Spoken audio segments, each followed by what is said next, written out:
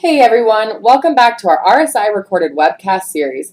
As you know, these recordings have been developed for you in support of the articles, blog posts, and podcast episodes that you can find on restac.net in our resource center. There, you can also find relevant restaurant industry trends and topics such as budgeting, food costing, menu engineering, labor management, hospitality compliance, and more. If you've got any questions for us during our presentation, just go ahead and tweet them at RSI Operations, #Inventory Essentials. So, this month we've been talking all about the value of proper inventory management. Everyone tends to fret at the mere mention of this topic, so let's start with this. You don't need a Stanford MBA to effectively manage your inventory. However, what you do need is a military-like discipline paired with exceptional organizational abilities. Fortunately, these traits can be acquired over time through a little structure and repetition. If you master these traits, you'll be rewarded with the consistency and accuracy needed to address food costs before they become an issue for you. So, to jazz up our educational resources on inventory, our very own Matt Vanini once again snagged up a plane ticket and jetted back out to Washington to sit down and discuss our month's topic with one of our clients who has clearly mastered his inventory process, Steve Habecker. Steve is the owner of Norm's Eatery and Ale House in the Fremont neighborhood of Seattle, and also proud owner of Norm, his beloved golden retriever, one of them, whom the dog-friendly neighborhood bar is named after. Having both a full food menu as well as a full beverage list, yep, that means countless beers on tap at any given time, my kind of place, Steve has become a true maven on the value of consistent inventory. This podcast gave us a ton of gems to work with, and since most operators tend to shy away from the dreaded counting lecture, we decided to break the topic down into 3 separate blogs to touch on the many facets of your restaurant that proper inventory or lack thereof can affect. In today's webcast, we'll go through some of our final thoughts on inventory management and give an in-depth summary of this month's findings. First, we'll start with the why factor and explain just why we think taking inventory is so important for your operation. Next, we'll talk about what it takes to properly perform the inventory and slide right into the benefits of taking inventory on a weekly basis. Lastly, we'll show you what the anatomy of a solid inventory system should look like. So why should you even worry about taking inventory in the first place? Well, let's state the obvious. It takes up your time. You have to wake up early or stay late. It's hard. It's never correct. And it seems like a complete waste of energy solely based on the fact that you do the ordering, so you know exactly what product is on your shelves. This is the madness we've been hearing from our new clients for the last 14 years. You know what? After listening to them describe their inventory taking process, they're exactly right. It's asinine. So really, why are we even taking inventory? Simple. You guys, it's the equivalent of your restaurant's DNA. It's the point where all essential restaurant management begins, and if done properly, performing inventory consistently, keyword here being consistently, enables you to better manage general restaurant volatilities such as food and labor costs, gross profit, repair and maintenance, and also your cash flow. Mastering this process truly can have that much of an impact on your restaurant. Now, here's a fun fact for all of you. The average restaurant has over 475 items in the back of the house alone. So, if you combine that with the bar, well, we're looking at about 900 items, possibly much more, that need to be counted. Well, somewhere in the book of illogical decisions, it was decided that performing this tedious act by yourself was a good idea. Ooh, that sounds terrible. Awful, awful, awful. It's so wrong. It's so wrong. It's never a good idea to go it alone. Performing a 2-person inventory is a required fundamental. One person calls the product, while the second person writes it down on the count sheet. So let's talk about the benefits of this. Having that extra person in the process ensures accuracy and consistency within your results. A 2-person inventory allows each team member to focus on the task at hand. By going through this process every single time you count your inventory, you begin to develop a rhythm, which will then decrease the time you spend taking the inventory. You also now have a plan B when one of your team members moves on to another career. If you ask any coach, you always want depth within the players on your team, and taking inventory is like playing a position on that team. The more you master your own position, as well as being versatile with other positions, the more helpful you are to your team as a whole.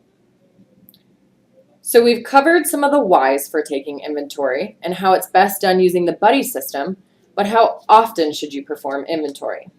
We strongly believe here at RSI that performing inventory on a weekly basis, as opposed to monthly, not only yields the greatest results, but we truly think it's the only way to go. Now, before you shut this thing off just because I said weekly and counting in the same sentence, listen up. When considering counting on a monthly basis, just take into mind that each month ends on a different day. This means you won't be performing inventory on the same day each month. So let's just take the last 4 months, for example. You've got May, June, July, and August. Well, one ends on a Sunday, one ends on a Tuesday, one ends on a Friday, and then of course you've got August, which ends on a Monday. This may not sound like an issue up front, but if you take a moment to look at your inventory levels, they're going to be completely skewed because you're comparing apples to oranges here. Having these skewed inventory levels render your findings essentially ineffectual, which leaves you vulnerable to considerable food cost swings. And or poor costs. Great points. So now, let's talk about ordering. Well, in order to effectively order, don't you need to know what you have before you decide what you need? If you're simply ordering based upon what you think you need, your purchasing will become both inefficient and unreliable, ultimately affecting your cash flow in a negative way. However, if you're spending based on your actual usage, you're enabling your operation to stay solvent, as the weekly counting will set the tone for your purchase levels and you can see what you actually have to spend. If you do this properly, you'll start to spend in line with your sales and eliminate the over and under purchasing. This will also help you recognize stagnant items on your menu, which will allow your team members to refocus on merchandising those specific items. Inventory doesn't become money in the bank until it's sold, right? Who doesn't want money in your bank? Okay, so now that we've just spent the last several minutes talking about counting, I'm about to hit you with some truth. Inventory isn't just about counting. Counting is the physical act of performing inventory, yes, but there's much more to taking inventory than simply counting those bottles and food products. You see, guys, counting is merely the tip of the iceberg. Taking inventory shines a light on the following key factors, which if left unmanaged can lead you straight to bankruptcy. First off, let's talk about waste. Frequent inventory that's consistently monitored and reviewed is your best bet on reducing waste within your restaurant. If you're consistently over-purchasing, what Kat was just talking about, you're wasting by spoilage. It's also important to know the shelf lives of your products. Did you guys know that the average shelf life for purchased product is a mere 4 days? If you're well up to date on this type of information in your walk-in or your pantry, you can more easily manage your product rotation. This will help decrease your waste and will also help with less 86ing on your menu. So next up, cleanliness.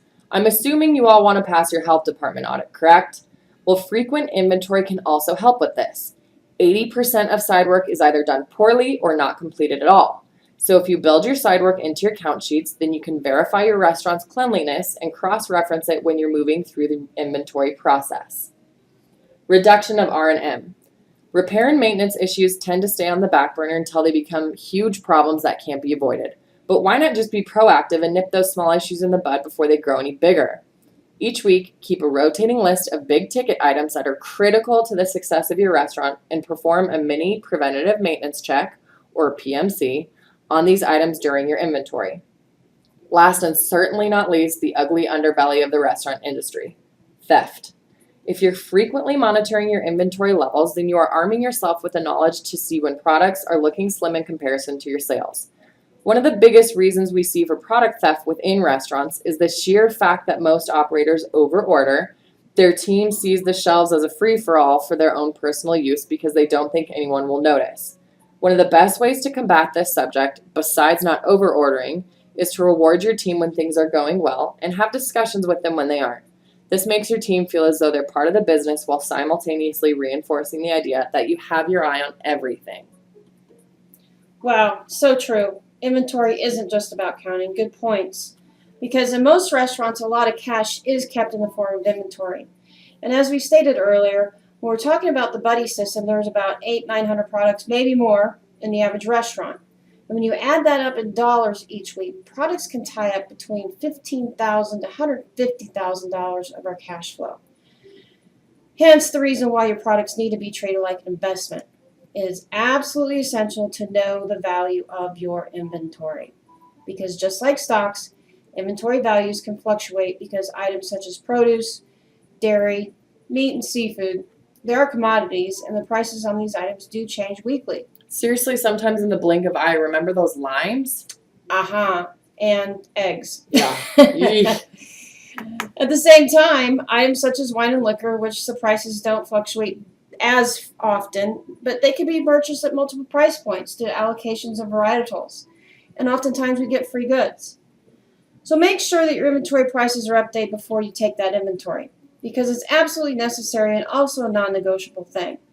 If your prices have changed and you're calculating your inventory based on outdated pricing, you'll have a meaningless value and have no chance of knowing whether you're paying too much or too little for the same products and using up too much of your cash relative to your sales. If it's not feasible to update your account sheets prior to taking that inventory, then work with an inventory system like RSI that automatically updates the pricing for you. Okay, so let's do a quick recap of what makes up a solid inventory system, and then we'll take a look at specific capabilities that your count sheets should have so you can get the most bang for your buck. So we want a 2-person counting team. We want to count weekly and always on the same day or night. Have access to side work so you can spot check for cleanliness. Keep a rotating list of preventative maintenance items to review during the inventory.